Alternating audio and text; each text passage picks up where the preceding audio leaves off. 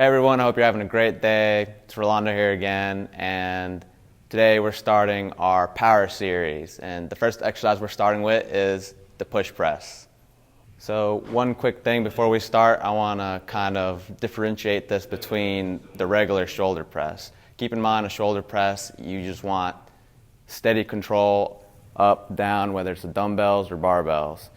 Now with a push press, the reason that makes it a power exercise is that you're driving the weight up using your hips by flexing your hips and your knees. So before we get started with the exercise, I want to go over how to have your grip on the bar.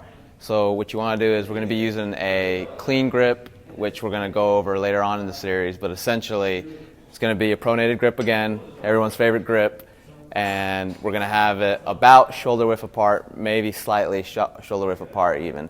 But definitely not too wide, because what that leads to is kind of an awkward external rotation in your shoulders, and that's just a real easy way to injure yourself as you're driving that weight up. So, shoulder width apart, slightly wider, and you're going to want to sit the bar on your anterior deltoids and your clavicle. After that, you're going to extend your knees and hips, drive it up, get it off the rack. Take a couple steps back. This is going to be the start of every rep for this exercise.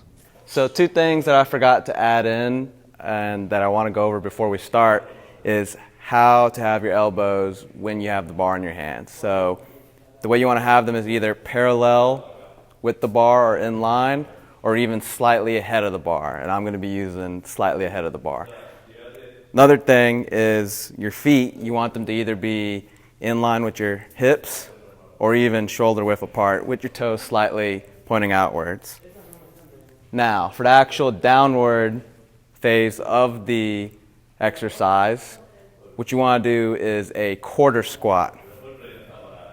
And you don't want to exceed this at all. You don't want to go into a full squat, because then that just becomes a leg exercise. And this is a shoulder exercise with a little bit of kind of glute work and upper leg work. So you're going to go down into a quarter squat, and as soon as you hit that quarter squat, you want to drive up and drive the bar up. All of this while keeping your feet on the ground. Your heels can come up, but you got to make sure that you keep at least the ball of your foot on the ground. So again, quarter squat, drive up. And that's where the power component of this exercise comes up. And also, when you do drive that bar up, to bring it back down and rack it on your chest, to kind of soften the weight, you want to go back into that quarter squat. Then come up, and when you're finally done with your set, you rack the weight. So one more exercise that I want to differentiate the push press from is the jerk press. It's quite literally the same exercise, except that it adds in a second quarter squat. So what you would do is go through the same motions as the push press, but that second quarter squat comes in as you're extending your arms and shoulders to push the weight up. So quarter squat down, drive, another quarter squat.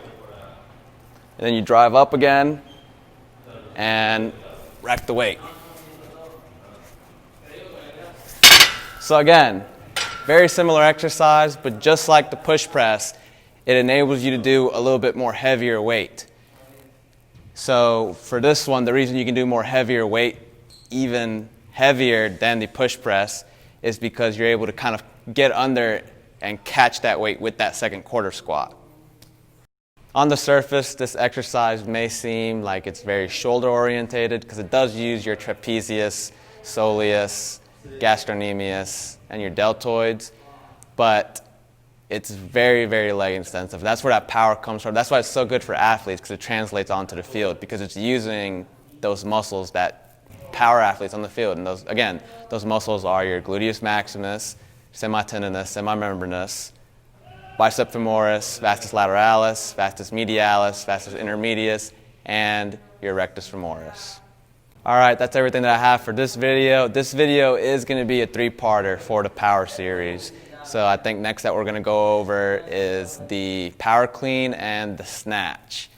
So I'll see y'all next time. Have a great day. Stay safe, stay hydrated.